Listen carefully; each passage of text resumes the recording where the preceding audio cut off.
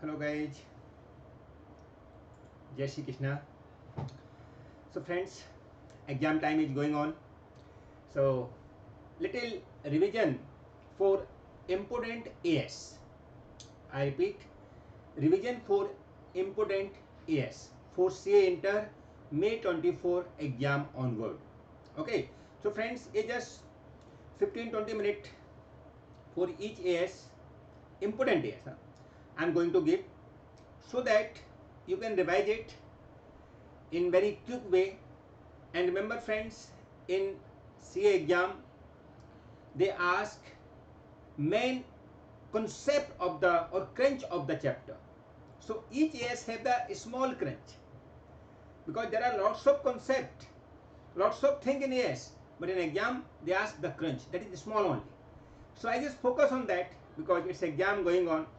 Recent में board of study का भी अभी वेबिनार जो हुआ था, all you have taken the advantage. So many of student have requested कि sir give some important as brief.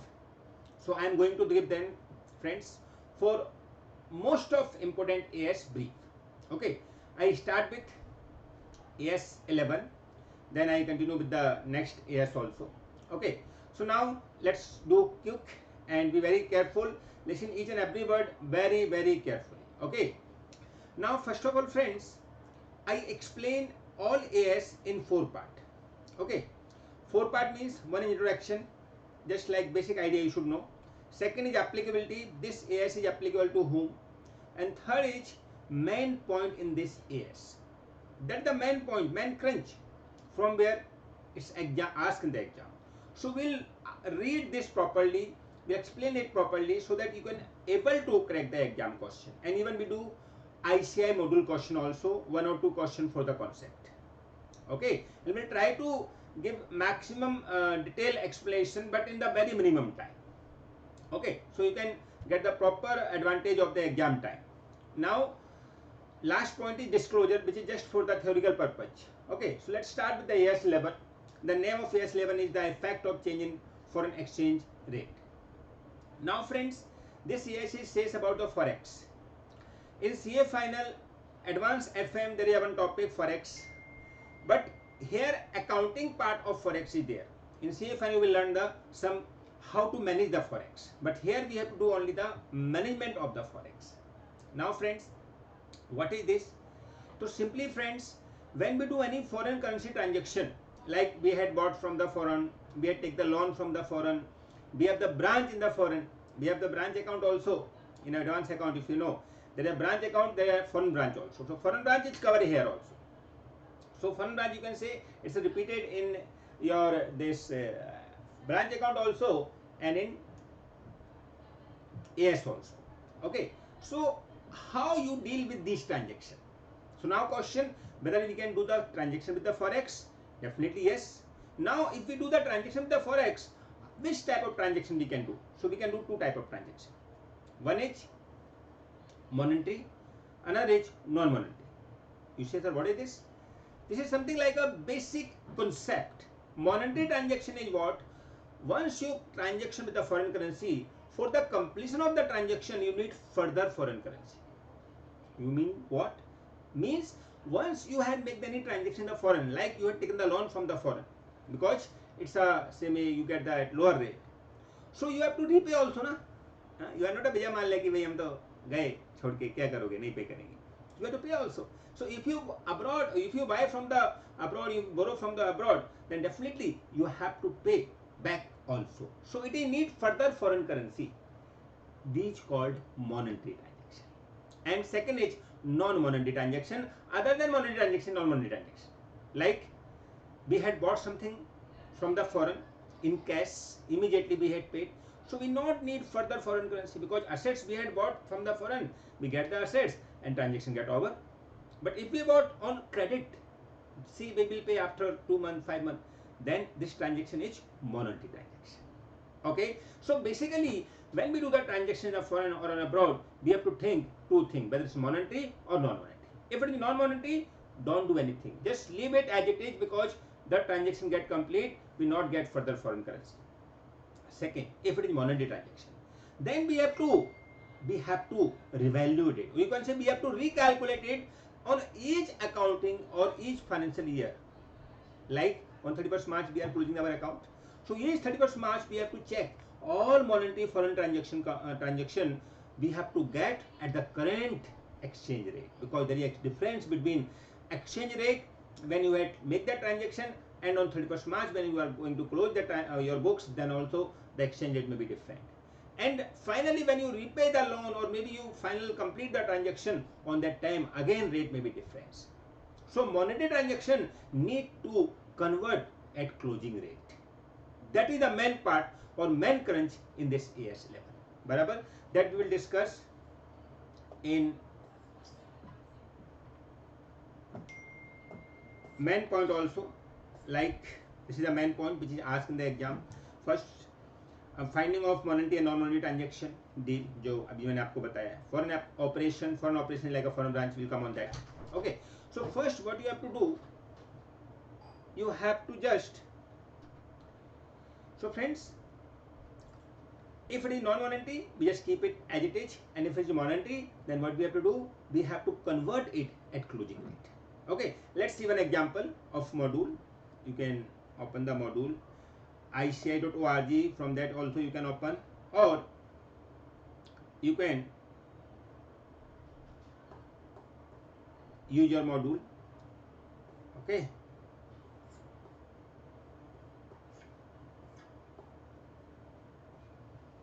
right.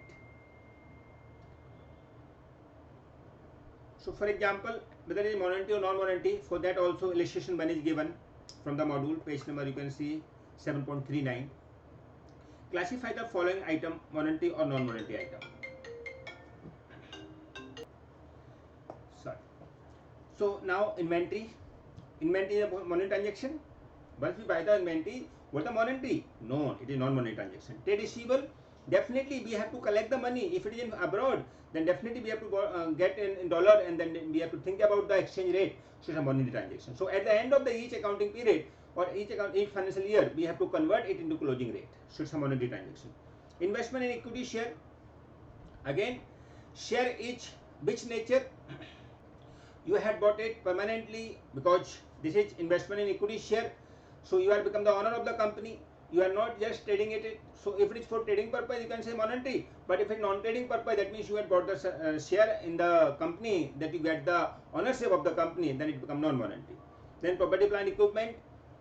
Definitely, if you had bought on credit basis, then loan of that will be non-monetary item. But if you had bought on cash basis, then there is no loan, then property, plant, equipment is directly non-monetary item. So in this case, only one is monetary item and all remaining are non-monetary items. So you can see, now you can see the goods purchased on 1/1/2021, USD 15,075 rupees on the day exchange rate are there. Exchange rate on 31st March is 74. So now what we have to do, whether it is a monetary transaction? Yes, it's a monetary transaction because we had bought the goods and we had not paid. That's why it is given here. Otherwise, if we had paid the cash, then there is no trade receivable or trade payable. Date on actual payment on 7/7/21 is 73. So now what we have to do, we have to consider monetary transaction, and at the end of the financial year, that is on 31st March, whatever profit or loss, because in this case we get the profit because at the time of buying rate is 75, but in the 31st March we have to pay only 74, that is 1 rupee profit. So 1 rupee into 15,000 is our profit.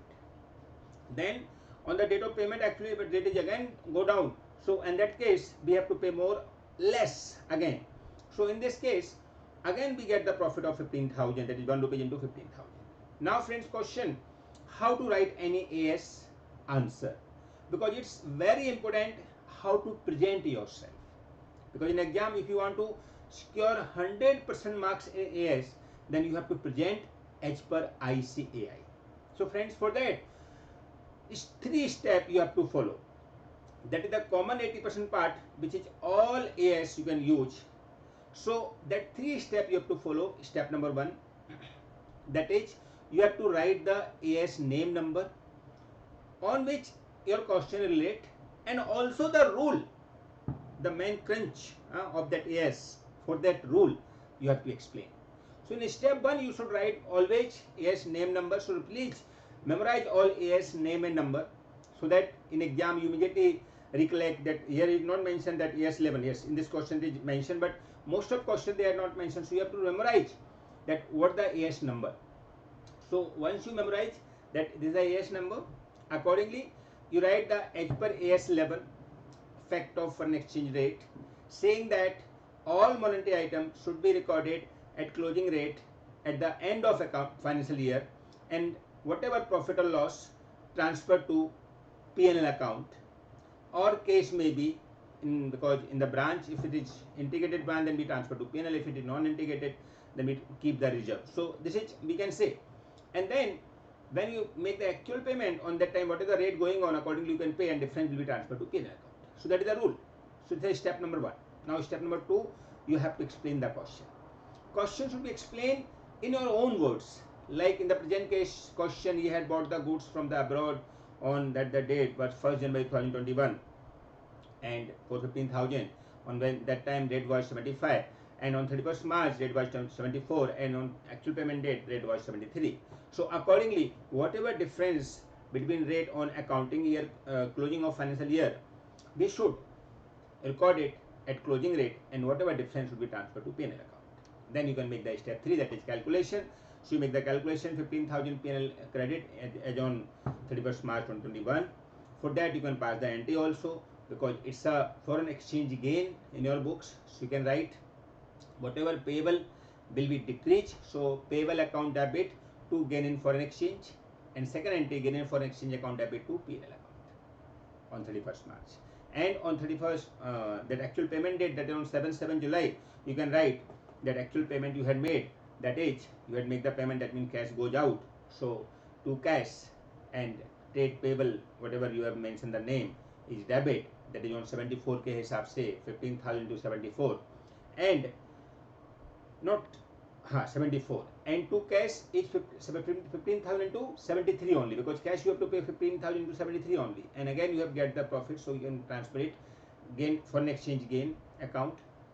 So payable account debit 74, to bank 73, to gain on foreign exchange 1 rupees into 15,000 obvious, and then gain foreign exchange you can transfer to P&L account again, gain in foreign exchange account debit to P&L account 15,000.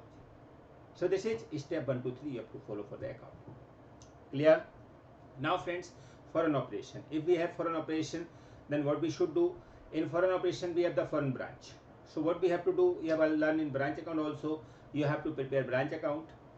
But before that you have to convert foreign currency transaction into your actual currency transaction. For that there is a 2 method, one is integral system, second is non-integral system. If question is silent, then we follow integral system, right?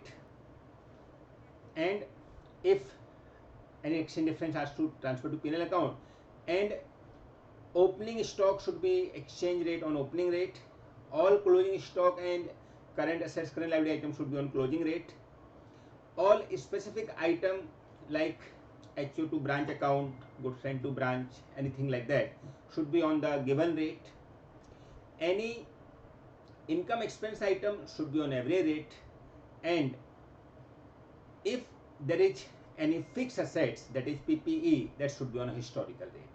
So this is the integral system, and whatever difference arises in our foreign exchange conversion, after conversion should be charged to P&L account. And if question is silent, we follow integral system only. But suppose if question is specified follow non-integral system, then all rules are same, only we have to change 2 rules.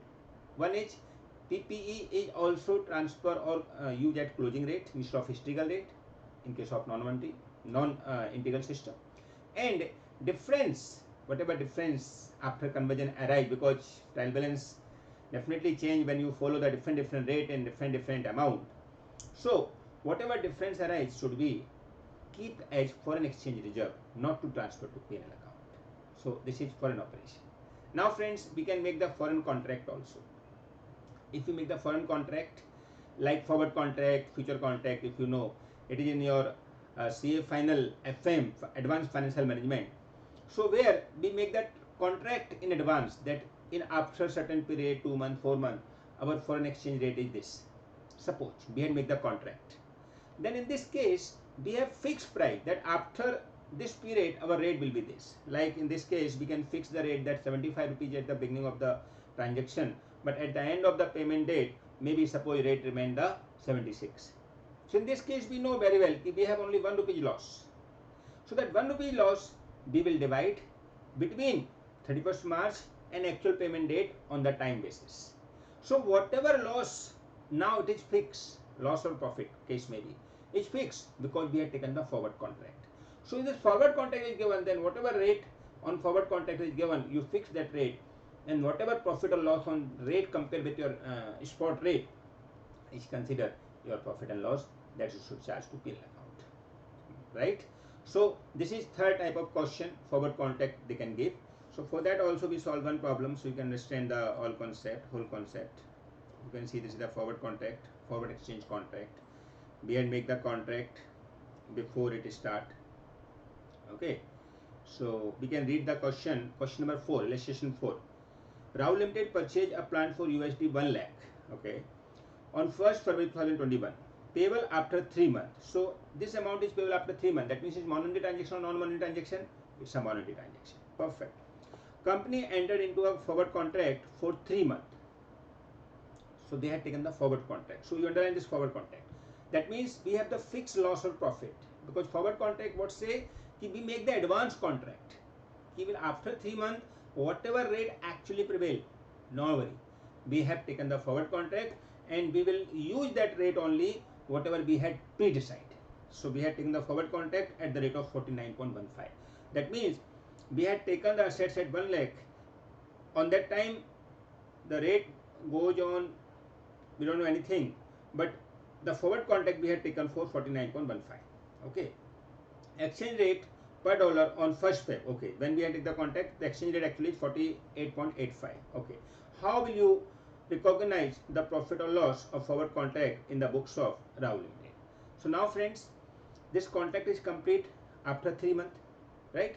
Now February, March. So after 2 months, the financial year is closing. But our contract get over after 3 months. That means between this contract closing or contract completion, which we had taken forward contract, there is 3 month gap. But after 2 months, our accounting closing period is arrived. So what we have to do? First, we have to find the loss, expected loss. How much expected loss? At the time of taking the assets, our price is 48.85 per dollar. But we have taken the contract at 49.15. That means per dollar we have to loss of 0.30. Now you say, sir, why we make the loss? We have taken the contract, maybe after 3 months dollar goes 50 rupees. Then who will bear the loss? Because we have to pay dollar 1 lakh only after 3 months. That is the contract. We had bought the assets with that condition only. So definitely we had taken the contract to save our risk, to secure our risk. So that's why that 49.15 is basically lower loss for us, but we had pre-decided. Now actually it may be possible dollar is fall down also, it may be possible dollar is go up also, but still what we have to decide, we have to fix that whatever difference arise between 49.15 and 48.85 is our fixed loss. So that 0.30 into 1 lakh, that is 30,000, we have to divide in 2 parts. You say, sir, why? We should record whenever we pay actually? No. As per accounting principle, when we close our financial statement, it should shown true and fair view, and it should include whatever cost incurred till that date. That's why we should record it at closing rate, and closing rate we have not mentioned because here it is fixed contract. So that 30,000 loss which we get on difference between forward contract and spot rate, that is today rate, that loss will be divided into 2 parts, 2 months and 1 month. So first 2 month loss will be recorded on 31st March because it's accrued on that day. We know definitely advance because we have to pay on as per 49.15 only whether rate is prevailing anything. So this 30,000 they had calculated first, and out of this 30,000, 2 months, that is 20,000 they had recorded on 31st March, you can see, and remaining 10,000 they had recorded in the next following year. And when they make the payment on that time, they have to consider 49.15 and the different 10,000 will be transferred to P&L account. Okay, and 31st March 20,000 will be transferred to P&L account. How we write? We write in 3 steps. Step 1, as per AS 11, effect of foreign exchange rate, saying that any forward contract has been taken place, then the loss or profit is fixed on that period, so that loss or profit should be recorded as per the time gap. So if between that accounting closing year arise, our financial year reporting period arrives, then we should record that loss as per accrual basis on that period, and remaining loss will be recorded on the next proceeding following financial year. So that we can write. Then step 2 we can write in present case blah blah happened, and step 3 we can calculate the loss. So that loss is 30,000, that is difference between both rate, and the 30,000 you have to divide in two parts. One is 20,000, one is 10,000. 20,000 31st March 2021 we will record, or 2021, and remaining 10,000 will record on the next year. Okay, so this is friends forward contact. One more sum also there. You can use many question. So mainly friends in AS11 this much only arise. I hope it's clear. Now friends, let's come to the next important AS. That AS is assets based standard accounting standard. Now in assets based accounting standard there is AS2, 10, 13, 16, 19, 26 and 28. So then let's do all the AS. Out of that 10, 16, 26, 28 and one AS12 also is related to same concept. So let's take the group of AS10, 16, AS12, 26 and 28. Okay, so let's start with AS10 because it's one of the very important AS, and even while board of study webinar many students have asked also about this AS10, such little explanation. So let's do that also, right? So friends, now AS10 property plant equipment, in short PPE. Friends, why it is so important? Because nowadays you all know that company can't work without PPE, and the major investment of the company is in PPE only. Now friends, question how to attempt that PPE, how to solve this PPE AS. So friends, in simple word, again we have to think there is 4 points we have to discuss in this AS, but out of that main point in this AS is main. So friends, what is PPE? All you know, property plant equipment we had used from the beginning, and it is part of the non-current assets, blah blah everything. Now what they ask in the exam, that is the main point. So friends, they can ask around 4 or 5 things mainly from that particular AS because it's little big. So friends, let's open the notes of AS10, and you know I had explained all AS in 4 parts. Out of that main important part is only main part of this AS from which they ask in the exam. So friends, we directly jump on that part, and if you want notes also you can make the comment box or your mail ID. I will share the notes to your mail ID. Okay, if you want you can you want notes for that, you can share the mail ID, right? So now friends, main point in this AS10 is what is PPE, but how to value it. So main point is what is the value of PPE. So friends, tell me what should be the value of PPE. So question, PPE is one of the assets, fixed assets, non-current assets. So definitely whatever cost incurred directly attributable to that particular assets till the assets get ready to use, all costs we should include. So friends, first part, the finding the value of PPE. So we can say all costs till all assets get ready to use, it include directly attributable to any cost, and if any cost recover because of that PPE, that should subtract from the cost of assets. For example, I just tell you one thing I had seen in Mumbai when many big buildings or redevelopment building construction work is going on in the posh area. On that time, then in posh area we have to cover the building so that anything unhappening is not abnormal happening is not happen.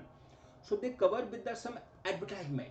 So if something advertisement has been covered and they earn some money, so something that amount you should also subtract from the cost of assets if you get some money, but directly attributable to the PPE. So we should include all cost till it's get ready to use, including borrowing cost. That's why AS16 also cover. But borrowing cost is only if assets is qualifying assets, which cover in AS16. And what is the qualifying assets? Qualifying assets are the assets which take substantial time to get ready to use. So friends, accordingly, we can plan which cost we should include. If anything, the construction cost which takes place, which assets take substantial time to get ready to use, then that cost also can be added. That's all. Okay, let's do one exam question so that you understood or module question, so that you understood how to add all cost. Okay, I open the question. So friends, let's see the question. Question number 3 of module, page number 5.31. You can see Omega Limited contract with a supplier to purchase a machine which is to be installed in its one department in 3 month time. Especially foundation were required for the machinery which were to be prepared within this supply lead time.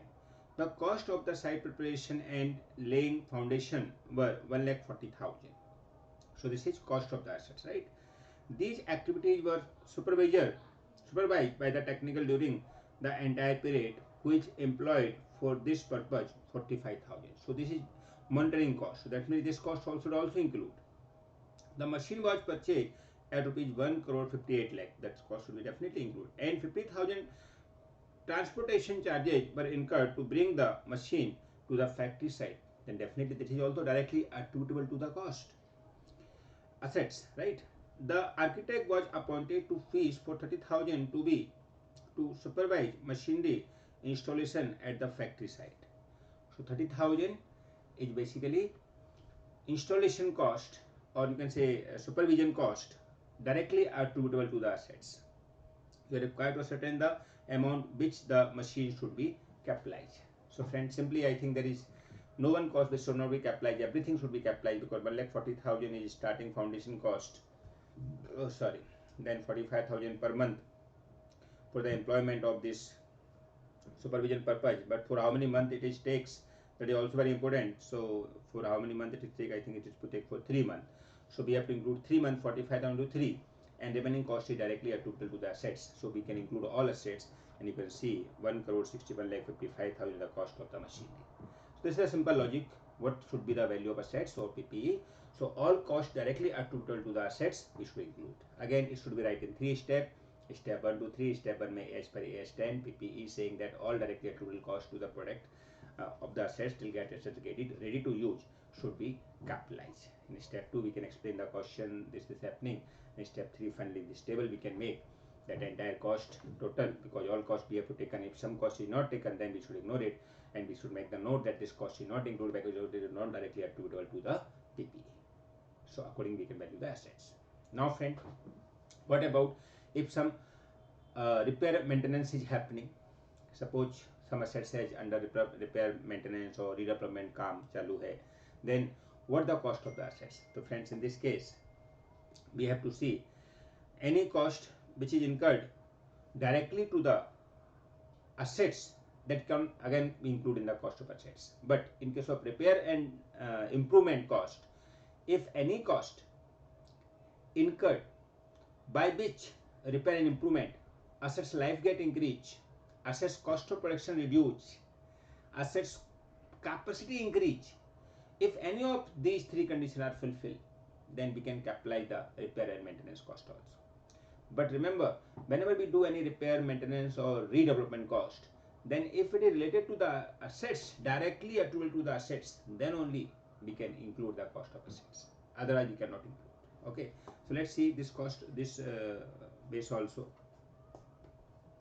Illustration number 2.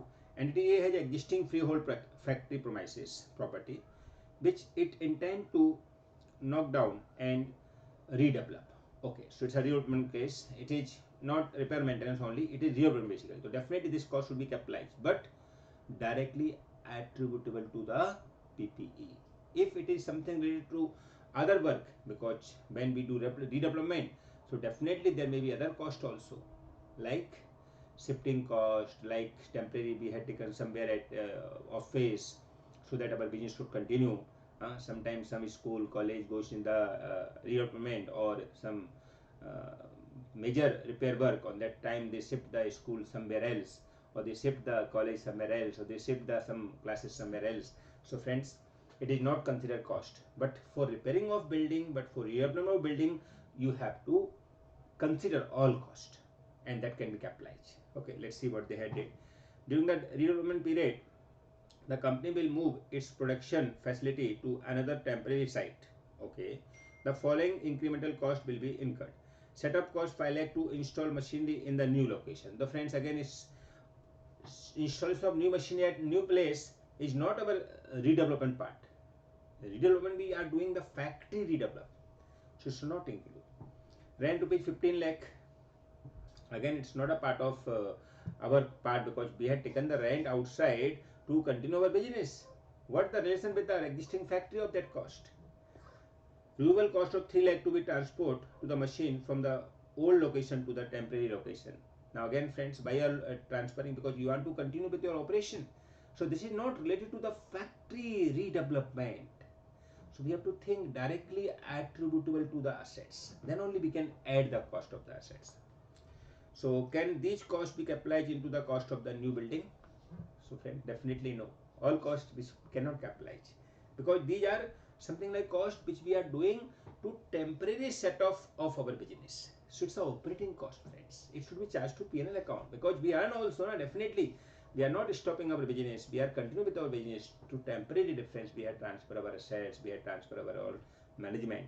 So that is not a capitalized cost. Whatever cost we incurred for the redevelopment of the building, the redevelopment of the PPE, then it's a capitalizable assets, right? So you can see the answer also is given. Construction or acquisition of the new assets may result in incremental costs that would have been avoided if the assets had not been constructed or acquired. These costs are not to be included in the cost of the assets if they are not directly attributable to the bringing the assets to the location and the condition necessary for its capable of the operating in the manner intended by the management. So you can write friends this para as module language also if you want, because it is good to write some fixed line or some fixed part in our presentation to get the full marks. Okay, the cost of the incurred by the company are in the nature of the cost of allocation or reorganization operation of the company and do not meet the acquisition of AS10. That's why it should be transferred to P&L account. Okay, cannot be capitalized. It's Papa Beta. You can take from this. Okay, so friends, this is again the basic part. So renovation, redevelopment cost, if it is directly attributable to the bringing the assets in the location of the condition necessary for this capable operation in the manner intended by the management, then only we can capitalize. Okay, so all costs should not be capitalized in this particular question. Now friends, how to maintain or how to record the value of assets in the subsequent year. So for that friends, again we have to think there are two models for recording of the PPE value. One is cost model, second is revaluation model. So friends, as per PPE, we can continue with the any model, but it is mandatory to keep same model in all same type of assets. We cannot do revaluation model in some assets and cost model in some assets. Same type of assets or same level of assets we should keep cost model or revaluation model. But if we have different type of assets, then we can use for some cost and some revaluation also. But the same type of assets we have to follow the cost model or revaluation model. So friends, it's accounting policy. We can follow revaluation model or cost model. So according that also we have one or two questions you can see, because there is a option they can ask that whether we can convert cost model to revaluation model, or we can do for some assets cost model, some assets revaluation model. They had asked something like that question also, right?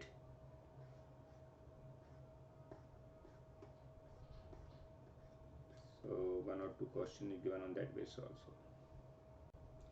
Okay, so cost model is a model ho gaya friends. Now further we can follow any model. Now if we had get the assets in exchange, sometime we get the assets in exchange also. Like we had take the some assets and we had given other assets, and some amount also we had paid.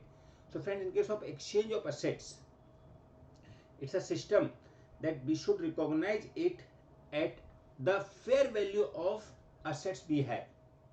Like if we have some plant and we had taken it, we had exchanged it with the some machinery. So whatever the fair value of our plant in our books, we should record the machine at that fair value only. But suppose if our own assets fair value is not possible to get, then we can record the our whatever we assets receive on the basis of the other person fair value of assets, if our own assets fair value is not available. And suppose if both fair value is not available, then we should recognize the assets at whatever price they had given or at a carrying price. And if carrying value is also not given, then we should recognize the assets at other assets like external, if we see compare similar to our assets on that value. So in short, friends, we can get the PP in exchange also. In that case, what cost should we include? So we should give the preference to the fair value of the assets. If fair value is not possible, then we should think about the whatever payment or carrying amount of the assets. And fair value also, if our own assets fair value is given, which we are going to give to other to get other assets, so we should consider that fair value in our books. Okay, so for that also there is some, you can see illustration 6. Entity A exchange land with a book value of rupees 10 lakh for cash of rupees 20 lakh and plant and machinery value rupees 25 lakh. Okay, so A Limited exchange in land value rupees 10 lakh.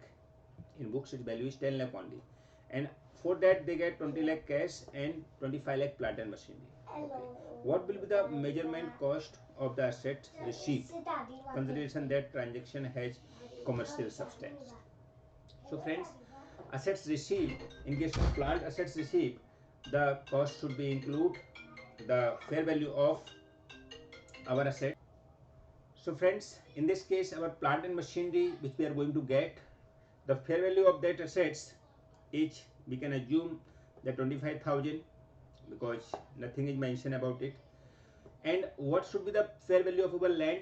That should be 10 lakh book value, but 20 lakh cash we get and 25 lakh assets we get. So 45 lakh should be the fair value of our land.